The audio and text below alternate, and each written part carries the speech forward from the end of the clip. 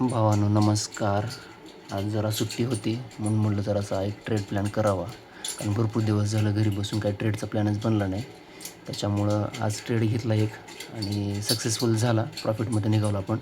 जवळपास 23,650चा कॉल घेतला होता आपण एक ₹70 आणि तो आपण कट केला आहे जवळपास ₹108 कट केला. म्हणजे जवळपास बऱ्यापैकी एक 50% प्रॉफिट काढला आहे आपण. तर चला तुम्हाला याचं हे सांगतो, म्हणजे प्रॉफिट दाखवतो एकदा.